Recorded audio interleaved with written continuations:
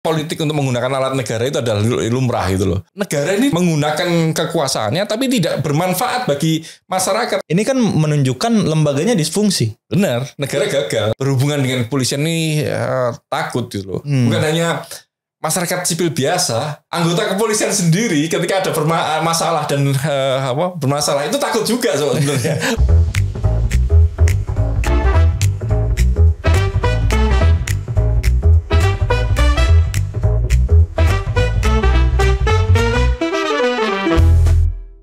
Halo pemirsa, ketemu lagi dengan aku Rizal Ilham Pratama dan kali ini kita kedatangan tamu Mas Bambang Rukminto.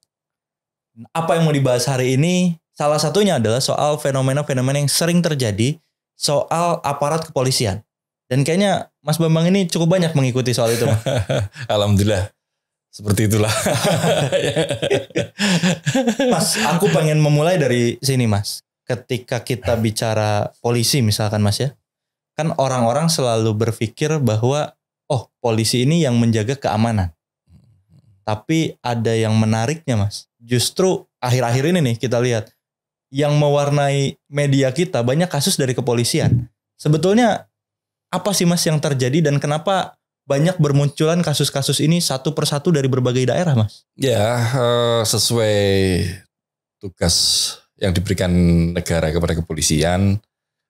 Kepolisian ini kan menjadi ujung tombak dari upaya negara menjaga keamanan ketertiban masyarakat ya. Jadi tentu sebagai ujung tombak dia langsung berhadapan dengan masyarakat. Iya betul. Makanya kalau kemudian muncul banyak kasus ya karena di masyarakat memang ada banyak kasus seperti itu. Menjadi problem ketika tugas yang diberikan negara kepada kepolisian ini tidak dilakukan dengan profesional dan sesuai dengan harapan masyarakat. Itulah yang kemudian saat ini seringkali menjadi perbincangan dan kepolisian menjadi sorotan masyarakat. Seperti itu. Iya betul-betul. Sehingga citranya juga kan akhirnya jadi sentimennya buruk gitu dari publik Mas. Ya plus minus lah, naik turun lah, fluktuatif. Ya fluktuatif. Ketika ada kasus, ada berita yang naik, akhirnya sentimen buruknya muncul. Tapi menurut Mas Bambang, apa sih permasalahannya yang paling mendasar sehingga membuat hal-hal ini tuh terjadi, kerap terjadi di berbagai daerah dengan berbagai kasus-kasus yang ada gitu? Banyak ya, banyak ya kalau kita kupas satu persatu ya banyak sekali yang terkait dengan yang pada intinya terkait dengan profesionalisme kepolisian ya. Kalau kita kita kupas di situ nanti ada terkait dengan kultur, kemudian struktur kepolisian kita, kemudian banyak hal yang menyebabkan kepolisian ini jauh dari harapan masyarakat itu terkait dengan struktur misalnya pasca reformasi 98 kan kepolisian terpisah dari ABRI seperti itu dan langsung di bawah presiden. Ini pun juga memunculkan saya melihatnya memunculkan problem ketika kepolisian ditarik-tarik oleh kepentingan kekuasaan gitu. Presiden harapannya ketika Polri di bawah presiden, harapannya Polri ini bisa lebih profesional. Reformasi 98 seperti itu. Tapi ketika dia terjebak juga dalam permainan politik presiden, karena presiden ini pun juga makhluk politik kan, betul seperti itu. Ini akan menjadi dilema gitu loh. Kalau Kapolri ini memiliki integritas yang kuat. Kalau kepresiden memiliki visi yang negarawan gitu itu tidak akan menjadi masalah. Betul. Tapi kalau ketika masing-masing ini memiliki ambisi-ambisi politik, tentu Polri yang sebagai alat negara ini bisa ditarik-tarik menjadi alat kekuasaan itu loh. Itu yang menjadi problem terkait dengan struktur, terkait dengan kultur. Banyak pasca reformasi 98 pasca dipisahkan dengan TNI ini kulturnya masih militeristik ya, seperti peninggalan ketika Polri menjadi bagian dari ABRI. Banyak instrumen-instrumen yang masih mengadop dari kultur militer, salah satunya yang sekarang seringkali menjadi polemik itu terkait dengan sidang kode etik dan disiplin. Itu kan sebenarnya sidang kode etik dan disiplin itu adalah peninggalan dari militer gitu. Karena kalau kita melihat di atas di struktur tata negara sesuai dengan TAP MPR TAP 7 MPR tahun 2000 ya. Ini kepolisian ini kan berada di ranah sipil, yang harus tunduk pada peradilan sipil seperti itu. Jadi tidak ada alasan untuk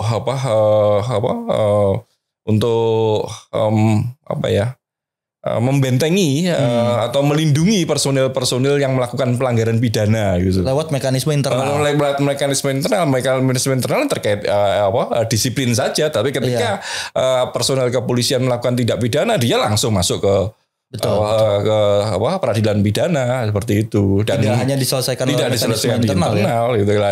Penyelesaian internal kan mengadopsi peradilan militer. Betul. Seperti itu. Terus terkait dengan peradilan umum ini yang seringkali kan menjadi masalah yang sekarang ini menjadi masalah. Sidang etik itu tidak diproses berbarengan dengan pidana itu. Seperti itu.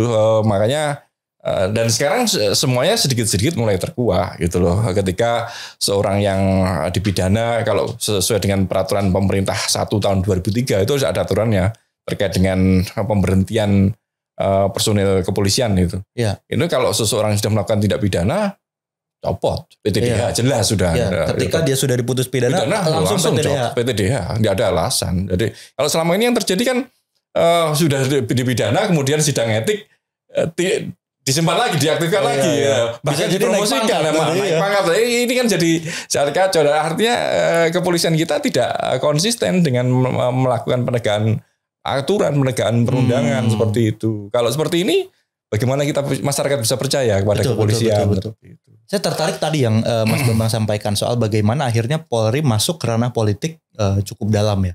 Padahal itu kan bukan ranah yang harusnya dikelola oleh Polri. Politiknya adalah politik negara. Justru menjaga iklim demokrasinya, menjaga agar tidak ada yang mengganggu proses pemilu misalkan. Tapi yang terjadi ketika pemilu dan pilkada yang muncul itu parcok Mas katanya. itu yang parcok. Kalau lihat partai-partai nggak ada yang warnanya coklat soalnya Mas. Nah, itu fenomena parcok ini kan bisa jadi mungkin nggak banyak orang yang mau bicara. Tapi di sisi lain ini jadi fenomena yang ada di masyarakat gitu real. Apa sih yang terjadi Mas? Ya saya melihatnya ini kalau kita merunut sejarah kepolisian sebenarnya tarian-tarian politik itu selalu ada di setiap rejim kan seperti itu. Tahun 2004 itu ada upaya untuk menarik-narik kepolisian dalam berpolitik, tapi ini masih skalanya masih kecil lah. Parsial itu loh, sporadis hanya beberapa titik saja. 2009 juga dilakukan dengan menggunakan upaya politik untuk menggunakan alat negara itu adalah lumrah itu loh. Sering terjadi lah. Lumrah, yang maksudnya lumrah belum tentu benar kan. Sering terjadi tapi salah gitu. Seperti itu, dan akumulasinya kan dalam waktu 10 tahun terakhir ini kan seperti itu. Bagi kepolisian tarian-tarian politik ini memang sangat menggoda gitu loh. Karena bagi personilnya bisa berada di luar struktur dengan bebas. Seperti kalau kita melihat perundang-undangan jelas pasal 28 Undang-Undang 2 tahun 2002 itu sudah jelas bagi yang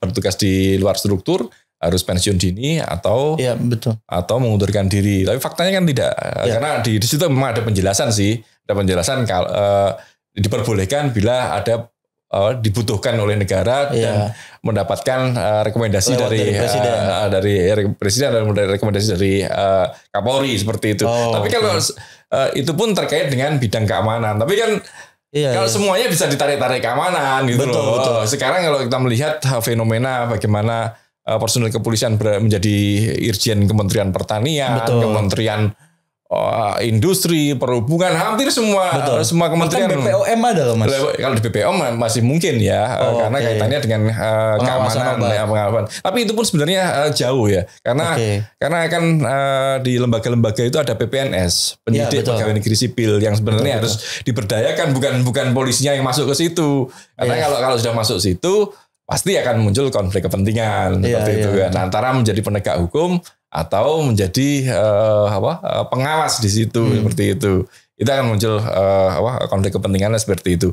Tarian ini salah satunya adalah upaya kekuasaan untuk menarik kepolisian. Saya melihatnya seperti itu, untuk melakukan melakukan hegemoni pada kepolisian gitu loh. Dengan langkah-langkah seperti itu akhirnya kepolisian terjebak dengan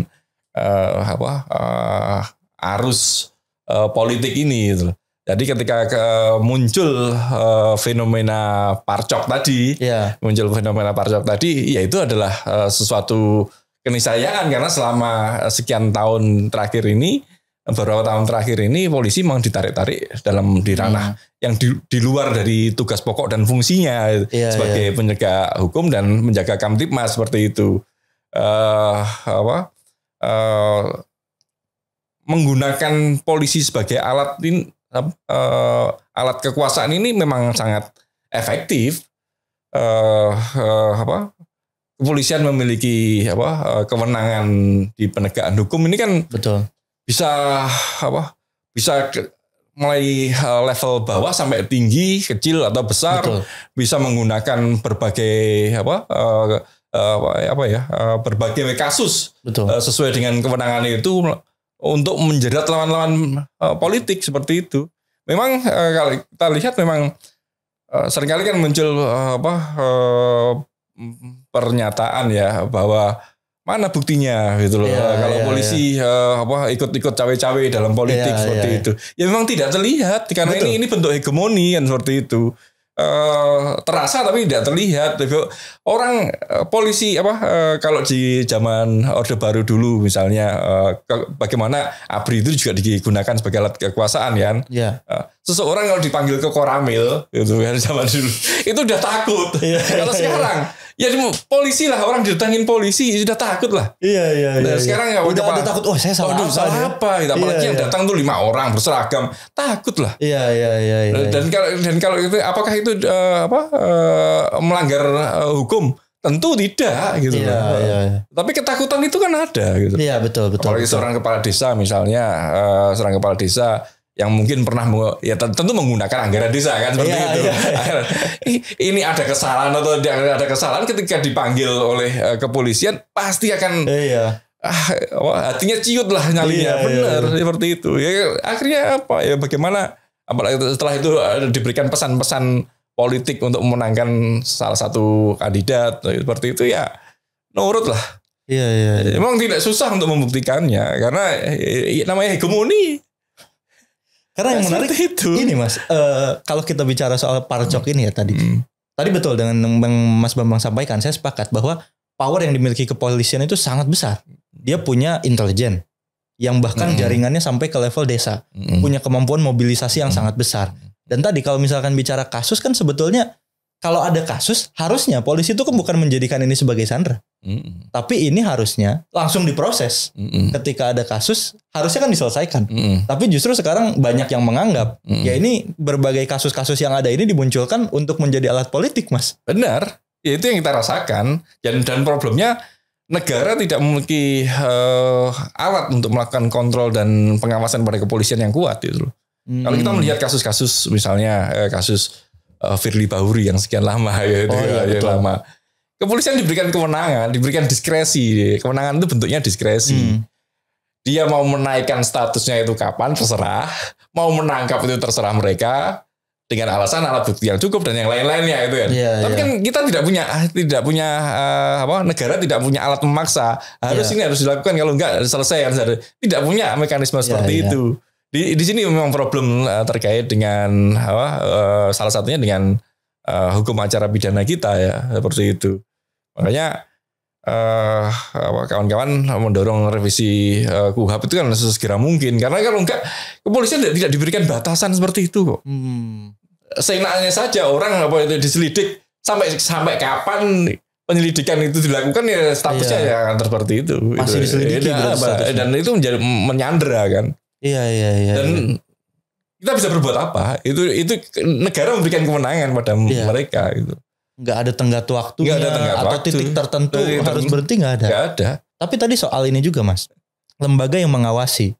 Saya tertarik dengan kalau kita flashback Mas, itu kasusnya Verdi Sambo. Itu kan atensinya begitu besar, highlightnya begitu besar. Muncullah Kompolnas. Yang kayaknya sekarang juga agak jarang nih kita dengar gitu. Kompolnas ini kan diharapkan bisa menjadi pengawas dari kinerja kepolisian, bisa menjadi pengawas terhadap etiknya, bahkan mungkin apa yang terjadi mereka bisa punya intervensi. Sebetulnya Kompolnas ini memang punya power itu sebagai pengawas atau kayak gimana Mas sekarang? Ya kalau kita melihat latar belakang Kompolnas ini kan lembaga kepolisian nasional sesuai amanah dengan dari TAP MPR juga gitu loh, bahwa harus ada amanat reformasi sebenarnya untuk menjaga, untuk melakukan kontrol dan pengawasan kepada kepolisian. Betul. Tapi faktanya setelah terbit TAP MPR kemudian muncul Undang-Undang 2 tahun 2002, seharusnya juga harus ada undang-undang terkait dengan lembaga kepolisian nasional. Tapi faktanya lembaga kepolisian nasional ini dimasukkan dalam undang-undang kepolisian. Akhirnya apa? Dampaknya apa ketika lembaga kepolisian ini berada dalam satu undang-undang kepolisian ya akhirnya menjadi seolah menjadi subordinasi dari kepolisian sendiri itu. Lembaga yang seharusnya melakukan kontrol dan pengawasan berada di situ, akhirnya ya bagaimana menjadi subordinasi dari kepolisian, akhirnya susah untuk melakukan kontrol dan pengawasan betul. Kalau tadi melihat fenomena kasus Sambo, bagaimana kepolisian kita saat itu seolah-olah menjadi juru bicara malahan kan itu kan menutupi kasus dan sampai sekarang pun akan terulang. Kalau kita lihat terkait dengan komposisi, misalnya komposisi Kompolnas yang 3 dari perwakilan pemerintah, Menpolkam, sekarang Menpolkam ya, kemarin Menko Polhukam, Mendagri, Menteri Hukum, terus 3 dari ahli kepolisian sebenarnya, tidak harus anggota kepolisian, tapi terus kemudian 3 dari perwakilan masyarakat. Ini kan komposisi ini kan sangat lemah ya, saya melihatnya seperti itu. Bagaimana dengan komposisi seperti itu mengawasi 460 ribu anggota Polri seperti itu? Ya berat itu. Itu memang salah satu kelemahan selain dari personal yang dipilihnya sendiri terpilih seperti itu akan semakin berat gitu loh. Kalau personalnya saya melihat dari menjadi bagian kepolisian susah lah. Mereka sudah lama berada dalam kultur kepolisian gitu. Betul. Akhirnya ujung-ujungnya ya tak lebih dari juru bicara kepolisian gitu. Akan seperti itu gitu. Karena banyak yang mempertanyakan dengan berbagai kasus yang ada sekarang gitu. Yang muncul kan pertanyaannya, terus kita mau lapor ke siapa? Benar. Kalau justru kejahatannya itu dilakukan oleh polisi itu sendiri. Benar. Gitu. Kemarin sempat viral ada salah satu anggota kepolisian yang mengeluh di medsos kan. Kalau masyarakat mengeluh soal kepolisian, saya mengeluh kepada siapa?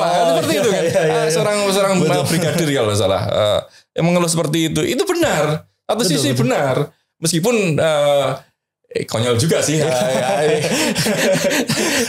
Saya melihatnya itu benar gitu loh. Banyak saya melihatnya di kepolisian ini ada 2 kelompok kan. Ada kelompok pro status quo, ada kelompok progresif gitu aja lah. Saya mau oknum baik dengan oknum buruk kan. Gitu. Kita sama oknum aja lah. Kalau selama ini kan seringkali yang pelanggar itu oknum baru jadi oknum. Yang sekarang yang baik ini juga oknum aja lah. Karena oknum baik ini kan sedikit ya. Ya seperti itulah. Artinya memang kepada siapa masyarakat mengadu, betul kan? Ya harapannya selain Kompolnas, pengawas itu ada Komisi 3 kan? Komisi 3. Tapi seberapa jauh sih peran pengawasan yang dilakukan oleh Komisi 3? Bagaimanapun juga kawan-kawan di Komisi 3 ini adalah politisi yang tentu akan mengamankan kepentingannya seperti itu. Apalagi berhubungan dengan penegakan hukum. Mereka akan terus berusaha berbaik-baik dengan penegak hukum lah. Kepolisian tadi ya dia sampaikan Mas Rizal terkait dengan ada intelijen, ada banyak perangkat di kepolisian pasti mengetahui bagaimana kelemahan masing-masing gitu loh. Pihak-pihak yang menyorotnya, saya pun juga pasti akan disorot, diawasi sama seperti itu. Kalau kita melihat 1 tahun yang lalu misalnya saya ditodong 4 orang gitu. Ya saya tidak menuduh bahwa ini kiriman dari kepolisian, tapi indikasi ke arah sana kan jelas. Wong menodong 4 orang menodong dengan senjata. Memang kemudian itu sempat terjadi, Mas? Iya, wafat viral bulan Juni tahun kemarin kan. Saya ditodong 4 orang. Apa yang diminta ketika saya pulang dari ATM naik sepeda motor kan? Apa yang diminta seharusnya kalau seorang penjahat kriminal murni? Pasti motor atau dompet. Yang diminta handphone kok. Buat apa handphone gitu loh. Gitu kan. Akhirnya kan kita menyimpul ini ada indikasi kiriman kan. Kiriman dari siapa? Saya nggak tahu kan gitu. Akhirnya seperti itu. Intelijen kita banyak. Dan sampai sekarang kasus itu juga berhenti, tidak pernah terungkap siapa yang menodong saya. Ya, dan hilang begitu saja. Iya, CCTV 15 meter CCTV di sub itu gede. Jangan-jangan CCTV-nya hilang juga nih. Enggak lah, CCTV juga ini. Enggak, itu dari kawan-kawan kepolisian bilang ke saya CCTV-nya tertutup daun-daun. Ini alasan baru lagi, saya baru dengar kalau yang ini Mas. Biasanya kalau CCTV-nya hilang, datanya hilang. Artinya ya seperti itulah, keluhan masyarakat itu kepada siapa kan? Betul. Pada Kompolnas tidak satu tadi dengan kultur tadi, struktur yang tidak kuat, kemudian kewenangannya pun sangat lemah. Gitu. Kalau sesuai dengan amanah TAP MPR, Kompolnas ini harus kuat, harus independen kuat gitu loh. Tapi dengan struktur yang ada saat ini berat rasanya untuk berharap bahwa Komisi Kepolisian Nasional ini benar-benar kuat, bisa menjadi tempat aduan dari masyarakat gitu loh. Karena kelemahan dari lembaga-lembaga kontrol dan pengawasan ini, akhirnya kan masyarakat mencari jalur sendiri. No viral no justice. Betul. Ya, seperti itu. Betul. Kalau saya substansi no viral no justice ini kan saya melihat salah satu bentuk anarkisme ya. Karena dalam filosofi anarkisme ini kan keluar dari pakem dari dominasi negara kan. Artinya selama ini negara ini menggunakan kekuasaannya tapi tidak bermanfaat bagi masyarakat sehingga masyarakat mencari jalur sendiri alternatif. Betul. Akhirnya no viral no justice seperti itu ya sekarang dan ternyata efektif. Dan selama negara tidak membangun saluran-saluran yang kuat untuk mendapatkan menerima keluhan-keluhan masyarakat atau mengakomodasi harapan-harapan masyarakat, no viral no justice akan terus. Betul. Ini kan terjadi sampai sekarang, Mas. Jadi satu sisi ini hal yang baik bahwa masyarakat bisa punya kontrol langsung kepada instrumen negara apapun itu gitu. Ketika mereka menjadikan sosial media ini ya ruang untuk bicara, ada kebebasan tidak dibatasi sehingga kasus-kasus pun bisa muncul gitu. Keluhan-keluhan pun bisa muncul. Tapi di sisi lain ini kan menunjukkan lembaganya disfungsi. Benar, negara gagal. Betul, negara gagal karena mereka nggak bisa untuk menyampaikannya langsung ke lembaga. Benar. Sehingga lewat kanal-kanal alternatif. Betul. Yang akhirnya harus viral dulu. Yang mana kan kalau viral itu membutuhkan kekuatan yang besar. Benar. Banyak likes, banyak repost dan lain sebagainya. Energinya besar. Betul. Yang mana harusnya kan nggak perlu seperti itu. Ketika saluran-saluran itu benar-benar efektif ya. Seperti itu. Terus lembaga mana yang efektif? Ya kan pertanyaan muncul seperti itu. Lembaga mana yang efektif untuk saat ini? Ya saya melihatnya nyaris tidak ada. Makanya harapan saya sih dengan pemerintahan baru ini presiden dengan mempunyai political will ya untuk membangun kepolisian sesuai dengan harapan masyarakat. bukan sesuai dengan RUU yang kemarin. Iya. Kalau sesuai dengan RUU kemarin ya aduh ini tambah kacau lagi ini. Kewenangan kepolisian dinaikkan, terus kemudian tapi kontrol dan pengawasannya minim. Iya. Ya tambah kacau seperti itu. Sekarang aja tambah kalau saya melihat tambah semakin ribut gitu loh. Bagaimana kepolisian yang diberikan kewenangan menjaga Kamtibmas, melakukan penegakan hukum, kemudian masuk di semua lini. Sekarang muncul Bintara kompetensi pertanian karena terkait dengan ketahanan pangan. Ini kan nggak ada kaitannya polisi gitu loh. Iya. Terus setelah muncul Bintara kompetensi pertanian, polisi ini mau nyangkul atau apa mau bertani, kan enggak. Tugas pokok dan fungsinya adalah penegakan hukum dan menjaga Kamtibmas. Kembalilah ke kitohnya seperti itu. Bukan melebar kemana-mana. Yang saya menarik ini Mas, nggak tahu Mas Bambang tahu nggak ya, ada polisi yang Starling gitu loh Mas. Ada Babin Kamtibmas yang akhirnya bawa kopi katanya karena masyarakat berkumpul kalau itu dan mudah berinteraksi. Tapi kan maksudnya poinnya bukan di situ. Bukan gitu. Poinnya di situ. Itu bagus. Itu bagus. Inovasi. Tapi kan nggak semuanya seperti itu. Tupoksinya bukan di situ gitu loh. jadi konyol gitu loh. Saya mengapresiasi apa yang dilakukan beberapa Babin Kamtibmas, Pak Babin di Purworejo misalnya. Oh iya betul. Itu bagus soal sosmed. Tapi kalau berlebihan, ini orang juga belenda ya orang jalan. Starling oke, bagus untuk itu sudah banyak dilakukan oleh beberapa kawan di daerah-daerah ya. Karena ini menarik Bintara. Kawan-kawan di Polres, Kapolres itu membuka ruang Jumat curhat misalnya. Banyak hal-hal seperti itu gitu. Tapi lagi-lagi poinnya bukan di situ. Betul. Tapi lebih kalau kita melihat 10 tahun terakhir ini kan tren aplikasi-aplikasi kan. Bagaimana aplikasi-aplikasi pengaduan yang di-create oleh kawan-kawan kepolisian bekerja sama dengan Pemda setempat gitu loh. Faktanya tidak efektif kok. Gitu. Betul. Orang mengadu ke situ gitu. Dijawab enggak. Tapi responnya lama. Buat apa gitu loh kan. Yang dibutuhkan masyarakat kalau kita membayangkan kalau di film-film 911 misalnya. Ya, betul. Telepon ya sudah 5 menit kemudian nggak perlu KTP-mu mana. Ya, langsung datang gitu loh. Kalau kita melihat fenomena kasus penembakan bos rental kemarin betul. Sama seperti itu. Kenapa harus lama gitu loh. Responnya lama, harus ditanyain ini udah direspon lebih dulu, ditindaklanjuti lebih dulu, persoalan yang lainnya berikutnya gitu loh. Betul. Seperti nggak seperti kemarin, akhirnya kan munculkan korban. Ada 3 kasus Mas yang ingin saya highlight. Yang pertama yang tadi Mas, soal kasus bos rental. Kenapa ini menurut saya menjadi penting? Karena ini polisinya tidak mau melaksanakan tugasnya. Gitu, yang terlihat dari situ ya, dari berita yang ada, dari percakapan yang muncul. Kenapa? Karena korban sudah melapor. Yep. Korban sudah datang ke kantor, terus ketika ditanya bukti sudah memberikan bukti, tapi akhirnya tidak diberikan pendampingan. Padahal itu jelas-jelas kasus kriminal, yang mana itu harusnya bisa ditangani oleh kepolisian. Sialnya adalah ya sampai ada korban jiwa karena ada penembakan di situ.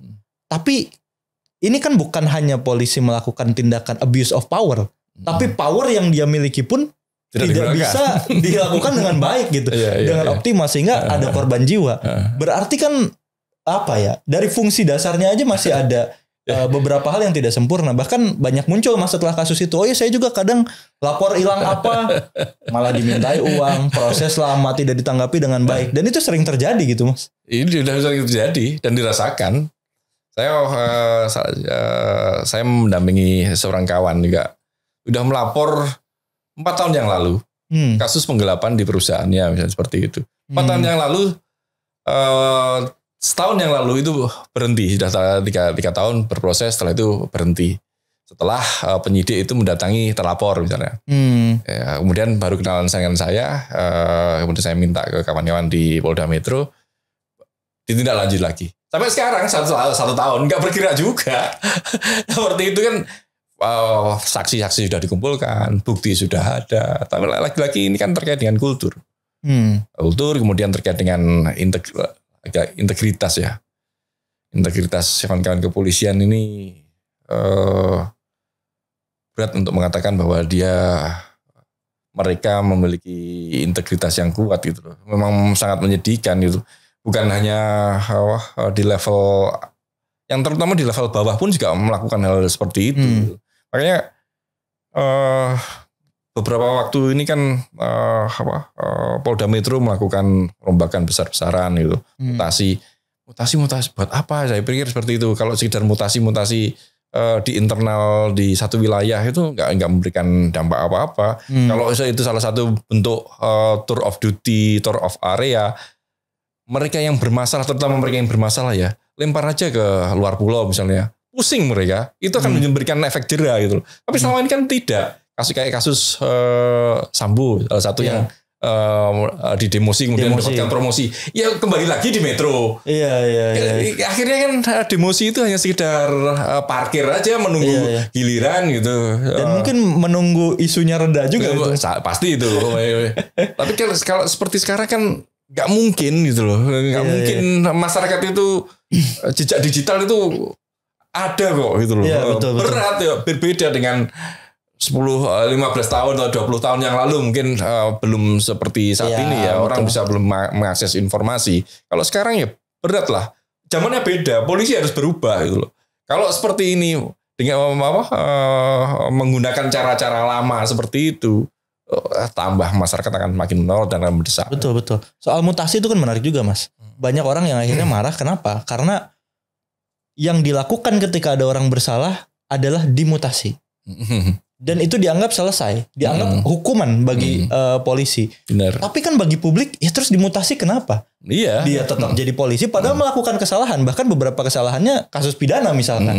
Tapi ya sudah hanya sebatas dimutasi. Itulah yang tadi saya sampaikan di awal, ini terkait dengan problem tadi kan, problem struktur dan kultur tadi. Bagaimana kepolisian masih mengadopsi aturan-aturan militer gitu. Dan mengapa itu sering kali terulang? Ya tadi di awal saya sampaikan, negara pun tidak memiliki mekanisme memintai pertanggungjawaban kepada kepolisian terkait dengan kinerjanya itu. Terkait dengan kinerja Kapolri sekian lama ini. Negara tidak memiliki mekanisme pertanggungjawaban karena yang menunjuk presiden. Betul. Artinya ketika DPR minta pertanggungjawaban Kapolri nggak bisa, presiden yang sudah menunjuk seperti itu. Ini kan jadi memberikan efek domino gitu loh. Terus dan akan terulang lagi bila tidak ada reformasi struktur ya terhadap kepolisian. Reformasi pada kepolisian itu memang sudah didengungkan sejak 98, 99 munculnya TAP MPR itu reformasi kepolisian sudah didengungkan, tapi faktanya kan tidak berjalan sesuai dengan harapan kan. Makanya harus ada ya evaluasi besar-besaran lah. Kalau tidak, bila tidak Indonesia emas nanti nggak tahu kepolisian kita bentuknya seperti apa. Cukup menyeramkan juga itu. Saya ada kasus kedua Mas yang cukup menarik adalah bagaimana ketika ada kesalahan yang dilakukan oleh anggota Polri itu seringkali ada cover up, upaya untuk menutupi apa yang terjadi di Kanjuruhan. Seolah-olah abai dengan penyebab orang-orang yang bergerak itu karena gas air mata ditembakkan. Tapi statementnya hanya ya ini karena angin. Karena angin membawa gas air matanya ke sana jadi terjadi hal seperti ini. Yang kedua yang di Sumatera Barat yang dibilang itu adalah anggota geng. Yang ketiga yang terbaru Semarang. Yang di Semarang Mas. Dianggap tawuran. Bahkan Kapolresnya kan sudah foto sama celurit Mas. Dan itu tidak ada sanksi apa-apa. Padahal aja ya. Hanya mutasi. Di kalem diklat kalau nggak salah ya. Dimutasi ke sana. Dan dianggap itu hukuman. Masyarakat kan nggak puas. Kenapa? Karena apa sih yang menjadi alasan kenapa Polri itu melindungi anggota-anggotanya yang melakukan kesalahan? Padahal kan seharusnya kesalahan itu diproses. Benar, dan itu ada kesalahan personel. Betul. Bahkan bisa jadi ada kesalahan sistemik juga di sana yang harusnya dilakukan evaluasi. Kalau alasannya adalah ini untuk menjaga citra, justru citra mereka akan lebih baik kalau memproses kesalahan. Benar. Ya kalau kita lihat kasus DWP misalnya. Kasus DWP yang heboh karena kasus seperti itu kan sebenarnya banyak gitu loh. Kasus polisi narkoba memeras. Setelah DWP kan ada lagi kan di mana kemarin di Sumatera mana ada Lampung kalau salah itu ada juga seperti itu memeras harus di Bekasi atau Kerawang kemarin yang sempat juga ramai kan ditangkap kemudian tasnya diisi seperti dengan barang bukti seperti itu. Kasus-kasus seperti itu kan sudah menjadi rahasia umum gitu loh, sudah bukan rahasia lagi gitu loh, jadi perbincangan di masyarakat. Mengapa mencuat kasus DWP? Karena yang berani speak up kan warga negara Malaysia. Gitu. Kalau warga negara kita sepertinya masih berat lah, takut dengan berhubungan dengan kepolisian ini takut gitu loh. Bukan hanya masyarakat sipil biasa. Anggota kepolisian sendiri ketika ada masalah dan bermasalah itu takut juga sebenarnya berhadapan dengan institusinya itu takut gitu loh. Makanya memang menyedihkan ya terkait dengan mengapa ini terus terulang dan tidak ada sanksi yang tegas. Saya melihatnya ini kaitannya dengan konsistensi dan ketegasan dari pucuk pimpinan Polri. Negara melalui presiden ini kan sudah memberikan kemenangan kepada tongkat komando pada Kapolri ya. Artinya Kapolri ini yang harus memberikan warna seperti apa Polri kita seperti itu. Kalau kita melihat kasus selama beberapa tahun ini, saya melihatnya ini adalah kelemahan dari leadership gitu loh. Pak Listio kurang memiliki ketegasan dalam melakukan memberikan sanksi kepada personilnya yang melakukan pelanggaran seperti itu. Makanya saya seringkali menyampaikan pada media, kepada kawan-kawan, dan mengulang lagi apa yang disampaikan oleh Pak Listio sendiri bahwa ikan busuk dari kepalanya. Betul. Ini yang harusnya menjadi bahan bagi Pak Listio. Kenapa ikan sebesar Polri ini tidak bisa melakukan pembenahan? Gitu. Seperti itu. Itu yang sangat menyedihkan sih seperti itu. Iya, karena banyak ketakutannya itu justru Mas. Ada kejahatan yang dilakukan, membunuh orang itu kan jelas-jelas kejahatan. Dan kita juga lihat sudah ada CCTV yang disebar oleh media kan. Itu nggak ada tawuran. Tidak ada tawuran seperti yang dilaporkan oleh Polres gitu. Tidak ada tawuran, tiba-tiba ada penembakan gitu. Dan akhirnya diakui juga itu tidak ada tawuran. Tapi masih berusaha ditutupi dan lain sebagainya. Ya, saya melihatnya kepolisian nih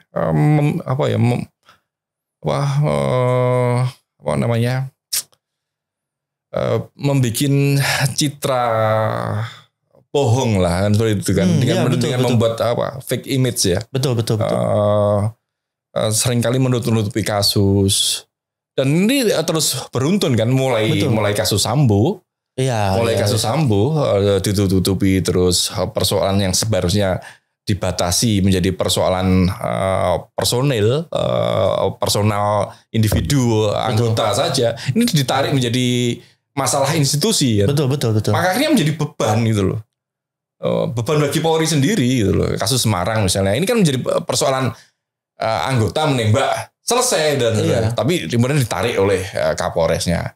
Ditarik lagi ke atas, Kapolresnya dibiarkan saja, hanya dimutasi seperti itu. Kasus Sambo juga seperti itu juga. Kasus Kanjuruhan juga seperti itu. Betul. Dan ini tidak lama sebentar lagi ini kasus DWP gitu loh. Setelah ini tidak ada proses pidana gitu loh. Kemungkinan pidana itu jauh lah. Saya melihatnya seperti itu. Selesai dengan sanksi etik. Selesai dengan sanksi etik. Dan mereka ini akan menjadi beban bagi Polri Betul. dengan 460, makanya 460 anggota. Ini kan masih banyak polisi yang baik gitu. Betul. Masih baik. Katanya demikian. Masih banyak oknum yang baik lah. Kalau Polri mempercayai masih banyak oknum yang baik di tubuh Polri, seharusnya mereka yang oknum-oknum baik ini yang dipromosikan. Betul. Bukan mereka yang pernah didemosi, bukan mereka yang pernah melakukan tindak pidana seperti itu. Yeah. Mengapa mereka yang melakukan pelanggaran secara etik maupun disiplin ini dilindungi? Ya lagi seringkali isu ya sebenarnya yang seringkali bergulir terkait dengan gerbong-gerbong di tubuh Polri. Geng ini geng siapa? Dulu muncul misalnya geng Solo, geng Makassar, geng Palembang, seperti itu. Ini masih masih mengakar lah seperti itu. Ini harusnya yang dibongkar. Harapan ketika tahun 2017 2017 ketika Presiden Jokowi memotong generasi dengan memilih Pak Tito. Oh iya betul. Kan itu kan panjang kan, 5 generasi, 5 angkatan yang dipotong. Itu harapannya akan memperbaiki kepolisian gitu loh, baik kultur maupun banyak hal yang bisa dilakukan. Tapi faktanya tidak demikian gitu. Demikian juga ketika Pak Listio Sigit dipilih. Ini kan juga memotong sekian banyak generasi. Dan itu merusak kultur yang sebenarnya sudah baik sebelumnya gitu. Kultur urut kacang istilahnya. Giliran maksimal 2 tahun lah sebagai Kapolri. Bukan 7 tahun usaha pensiun Kapolri. Ya seperti Lord Acton bilang lah. Kemenangan yang besar. Kekuasaan yang besar. Iya.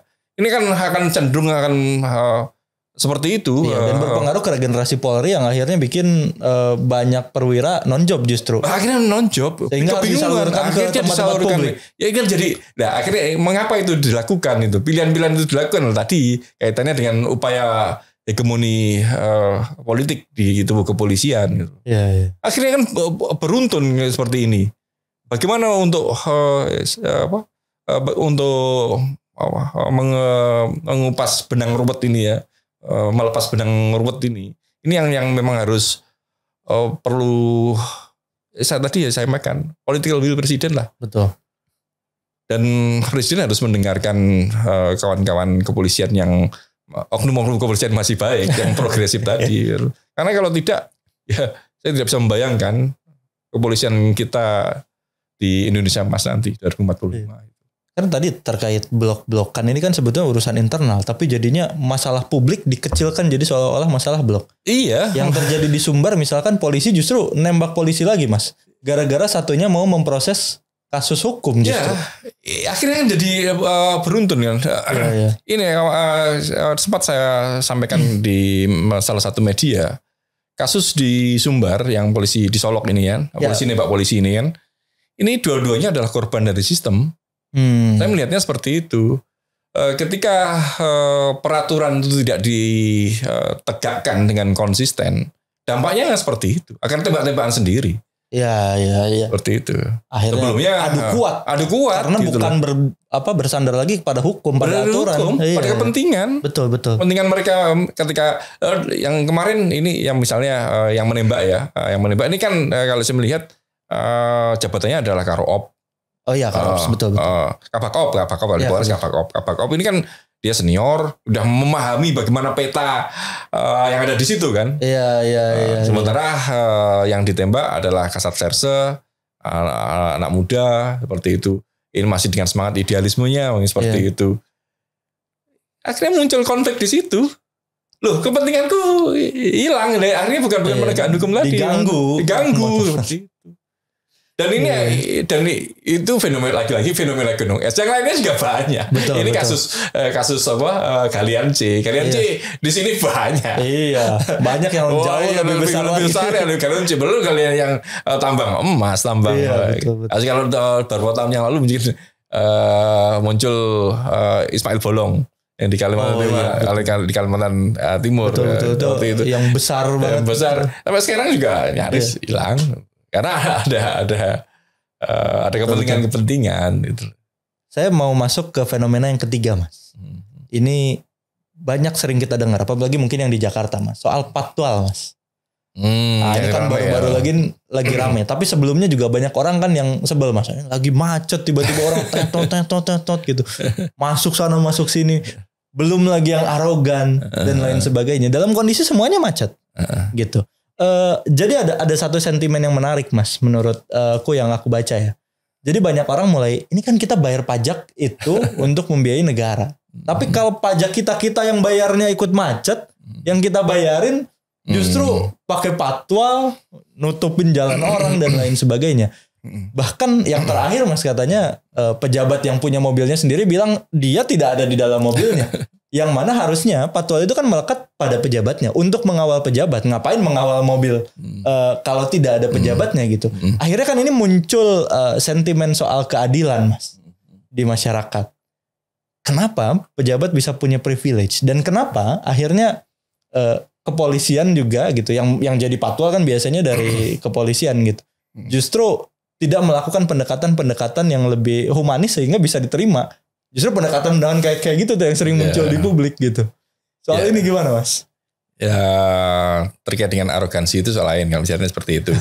Arogansi kayak sok-sokan seperti itu kan. Saya melihatnya kita tidak bisa menimpakan kesalahan itu pada kepolisian ya. Melihatnya seperti itu. Ini lagi-lagi pejabatnya gitu. Bagaimana kawan-kawan kepolisian itu diperintah A ya A, B ya B seperti itu. Terlepas dari tadi kultur tadi ya yang masih praktiknya di lapangan, arogan itu masih ada lah. Tapi bagaimana pejabat pejabat itu bagaimana memerintah lah, kemudian mengatur patwal itu kan bisa dinasehatin. Jadi betul.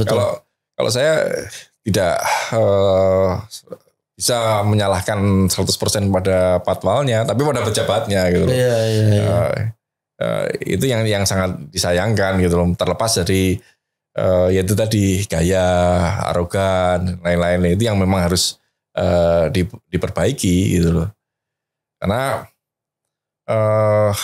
terkait dengan privilege pejabat itu kan memang negara memberikan privilege pada mereka gitu loh.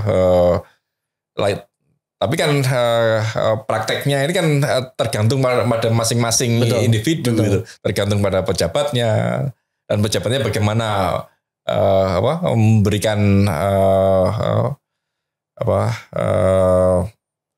memberikan arahan lah kepada patwal misalnya seperti itu. Beberapa tahun yang lalu masyarakat sangat senang sekali bila melihat patwal yang mengiringi Presiden Jokowi misalnya yang manis, silent seperti itu. Kenapa sekarang berubah? Lagi-lagi ini terkait dengan masing-masing individu dari pejabat itu gitu loh.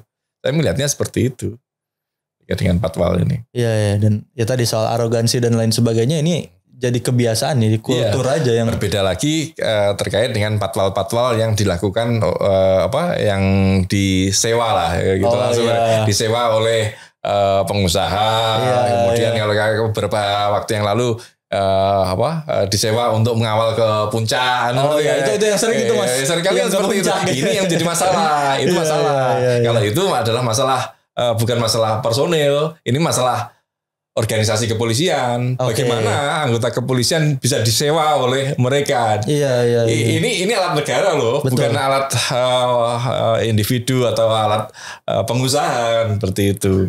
Ini yang menjadi masalah. Jadi kasusnya sangat beda sekali dengan patwal kemarin. Kalau patwal yang terkait dengan pejabat, ini lagi-lagi soal problem etik behavior behavior. Tapi di sisi lain patwal ada hal lain yang ya biar dia bisa disewa. Itu yang menjadi masalah. Cuma ngantar untuk wisata itu. Ngantar wisata itu menjadi masalah. Tidak ada urgensinya kan. Tidak ada urgensinya sama sekali. Iya.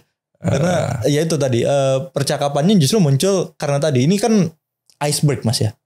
Iceberg masalahnya ketika ada pemantik sedikit aja langsung merembet kemana-mana. Karena sentimen publiknya sudah tinggi. Kemarahannya sudah banyak. Tinggal nunggu ada pemantiknya aja gitu. Dan satu lagi mungkin kalau kawan-kawan kepolisian masih seperti ini dengan pola-pola yang pencitraan seperti ini dan menunggu waktu, ini akan menjadi tsunami ke depan. Oke. Luapan amarah masyarakat ini akan semakin besar ke depan gitu. Ini jangan sampai terjadi kan. Betul. Upaya-upaya itu sudah mulai tampak gitu. Anarkisme masyarakat itu sudah mulai tampak. Salah satunya dengan viral tadi, no viral no justice, percuma lapor polisi, dan kemudian kalau dengan lembaga lain terkait dengan tolak pajak misalnya seperti itu. Akan seperti itu, apalagi kepolisian diberikan kewenangan juga untuk mendatangi pajak kendaraan yang seperti itu, tilang seperti itu. Kalau seperti itu nanti hantamannya semakin semakin besar. Dan respon-respon tersebut tidak perlu direspon dengan represif sebetulnya, tapi justru dengan pembenahan lembaga. Represivitas tidak akan menyelesaikan masalah. Justru akan membuat gelombangnya semakin besar. Mendiamkan aja membuat gelombang itu semakin besar. Betul, apalagi represif. Terakhir Mas, tadi Mas Bambang tadi sampaikan soal UU Polri, Mas. Apa yang menjadi masalah dari RUU Polri ini yang sedang dibahas? Kita ngomongin draft RUU kemarin atau gimana seperti apa? Karena kalau kita ngomongin RUU Polri, abaikan dulu lah draft yang kemarin, karena draft itu ngaco lah gitu loh. Kita harus membuat draft ulang lah terkait dengan apa yang bikin ngaconya, Mas? Ya banyak hal lah. Bagaimana kewenangan kepolisian yang ditambah, terkait dengan intelijen, terkait dengan penyadapan dan lain-lain itu kan. Ini kan menjadi alat represivitas kepolisian gitu. Betul. Kewenangan kepolisian saat ini sudah sangat besar. Kalau ditambah lagi akan seperti apa gitu loh. Dan sementara kontrol dan pengawasannya masih sangat lemah gitu. Makanya terkait dengan RUU kepolisian ke depan, ini bagi memperkuat kontrol dan pengawasan pada kepolisian ini yang lebih penting gitu. Itu yang harusnya jadi prioritas. Itu yang penting. Satu lagi terkait dengan tadi kita sempat bahas terkait dengan pungli di kepolisian. Saya melihat dalam undang-undang kepolisian saat ini, negara itu memberikan ruang kok untuk pungli. Iya. Lewat apa, Mas? Kok bisa negara kasih ruang untuk pungli? Gini. Karena dia liar kan? Benar. Ini liar, tapi sebenarnya negara ini memberikan bukan liar ya. Kalau pungli pasti tidak ada mekanisme negara kan. Ini terkait dengan kepolisian melakukan pungutan lah. PNBP misalnya, melalui STNK, mulai itu. Itu diberikan peluang kan kepolisian di situ. Dalam Undang-Undang 2 tahun 2002 tidak ada satu pasal pun di dalam Undang-Undang kepolisian itu terkait dengan anggaran operasional kepolisian. Ini membuka ruang yang sangat lebar. Negara bagaimanapun juga, ini adalah negara, pasti akan menyuntikkan anggarannya kepada kepolisian. Tetapi dengan tidak ada yang satu pasal pun di dalam undang-undang tersebut, artinya negara memberikan peluang pendapatan anggaran itu diperoleh dari mana saja. Untuk operasional. Untuk operasional kepolisian. Pasti dari APBN pasti akan seperti itu. APBN-nya salah satu yang tertinggi. Pasti yang tertinggi. Tapi ada anggaran lain. PNBP, pendapatan negara non pajak, pendapatan negara bukan pajak. Kemudian dari hibah. Inilah hibah dan yang lain, inilah bentuk-bentuk pungutan. Liar. Ya tanda kutip. Dan ini membuka peluang untuk korupsi. Kalau terkait dengan undang-undang anti korupsi, pungutan-pungutan seperti ini tentu bisa masuk ke ranah sana seperti itu. Seperti itu. Makanya kalau terkait tadi kita diskusikan soal rencana undang-undang kepolisian ke depan, ini juga harus dibahas. Seberapa jauh kepolisian ini bisa mengakses anggaran? Betul.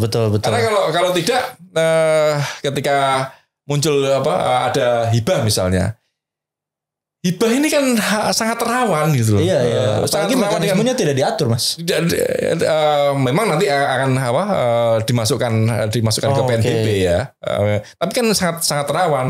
Konflik kepentingan ketika yang memberikan hibah ini pengusaha jahat misalnya, kan jadi konflik kepentingan. Bagaimana kepolisian melakukan penegakan hukum pada mereka? Betul. Itu yang harus dijaga ke depan. Iya. Termasuk tadi saya sangat menyoroti itu bagaimana kita harus memperkuat pengawasan untuk kepolisian. Pasti kalau itu. Dengan berbagai gelombang sentimen yang ada, harusnya direspon dalam proses perumusan RUU. Bagaimana caranya untuk menjaga kepolisian ini tetap menjalankan tugasnya dengan baik. Terus ketika ada yang salah bisa diproses dan diawasi dengan baik. Kalau sekarang kan berarti pengawasan hanya bergantung pada pengawasan internal. Iya. Gitu. Dan pengawasan internal pasti tidak bisa melakukan pengawasan yang efektif kan? Betul. Seperti itu. Dan problemnya lagi, ini apakah negara dalam hal ini parlemen dan presiden ingin bergerak ke arah sana? Karena tentu revisi undang-undang kepolisian yang tidak menguntungkan bagi kepolisian sendiri pasti akan memunculkan resistensi di internal seperti itu. Betul, pasti ada resistensi. Resistensinya sangat besar. Iya. Parlemen berani tidak untuk ke arah sana? Oke. Ya ini yang menarik. Kalau saya melihat sepertinya berat karena parlemen kawan-kawan di parlemen memiliki kepentingan politik sendiri pada Polri. Yang harus kita tunggu adalah maukah Presiden dan Parlemen melawan resistensi tersebut untuk membangun Polri yang lebih baik. Selain itu ada isu apa lagi soal RUU Polri yang kemarin, Mas? Ya terkait dengan hegemoni negara tadi ya, bagaimana menjaga Polri dari tarian-tarian politik kekuasaan. Ya. Itu yang mungkin bisa dimasukkan dalam draft RUU kepolisian ini. Ya. Bayangan saya sih, ya tadi juga sempat saya sampaikan di awal, terkait dengan struktur Polri, apakah masih di bawah presiden atau di dalam sebuah kementerian gitu. Oke. Kita tidak perlu a priori dengan wacana kepolisian di bawah kementerian. Entah kementerian nomenklaturnya terserah ya. Tidak harus di Kementerian Dalam Negeri. Tapi gitu. bisa ada opsi lain. Ada opsi lain bisa dibentuk. Bisa di Kementerian Keamanan misalnya.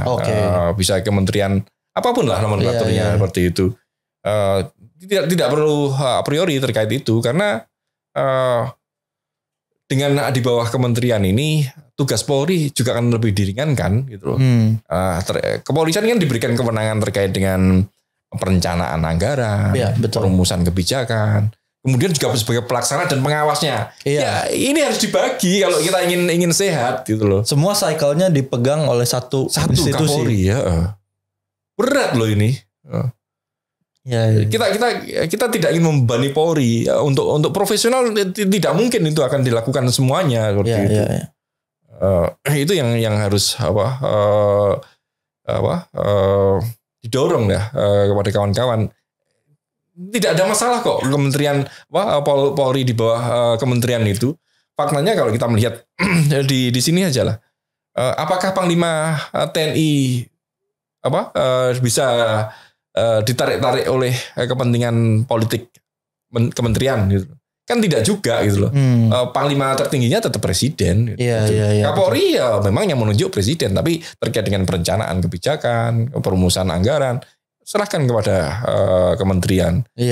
Memang nanti akan muncul jangan-jangan anggaran Polri menjadi menurun. Kan tidak seperti itu ya. Ya lagi-lagi terkait dengan undang-undang anggaran kan. Tidak harus turun gitu loh. Ditakutkan kan mereka kalau masuk menteri nanti anggarannya dibagi-bagi ini. Ya kalau anggaran kebutuhannya seperti itu ya negara harus menyediakan lah. Iya, betul. Seperti itu saja. Karena negara harus bisa menyediakan anggaran agar berbagai fungsinya optimal. Apapun dan berapapun itu. Tidak minta-minta dan tidak mencari hibah. Oke. Terakhir Mas, mungkin dari Mas Bambang ada closing statement Mas terkait dengan Polri hari ini dan ke depan.